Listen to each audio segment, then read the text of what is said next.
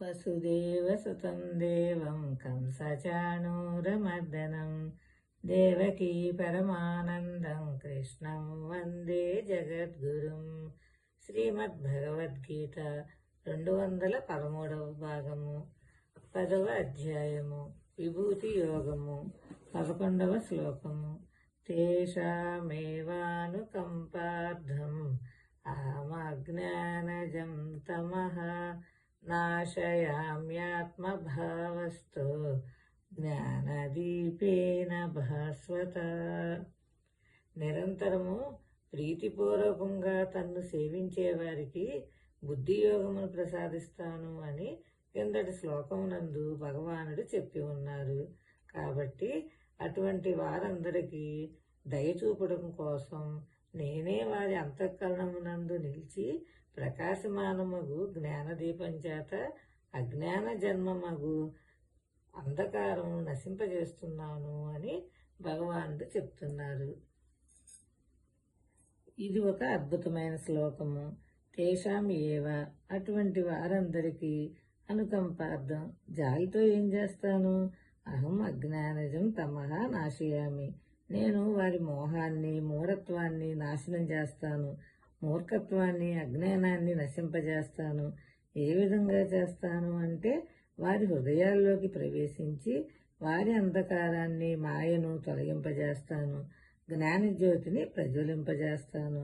నా భక్తునికి అతనికి తెలియకుండానే ఇటువంటి ఆశీర్వాదాన్ని ఇస్తాను. ఈ పనిని చాలా నిశ్శబ్దంగా చేస్తాను. అప్పుడు ఆ భక్తుడు సత్య మార్గంలోనూ దైవ మార్గంలోనూ పయనిస్తాడు. దైవం భక్తునికి ఈ విధమైన సేవ చేస్తారు అని భగవానుడు చెప్తున్నారు.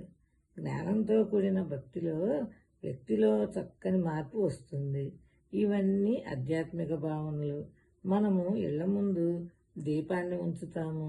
అది మన హృదయంలో జ్యోతిని ఆవిష్కరించాలి అనేదానికి చిహ్నం. హృదయం ఎల్లప్పుడూ ప్రకాశం కోసమే ఎదురు చూస్తూ ఉంటుంది. ఎవరికీ అంధకారం ఇష్టం ఉండదు. దైవకృప అర్హుడైన వానికే దొరుకుతుంది.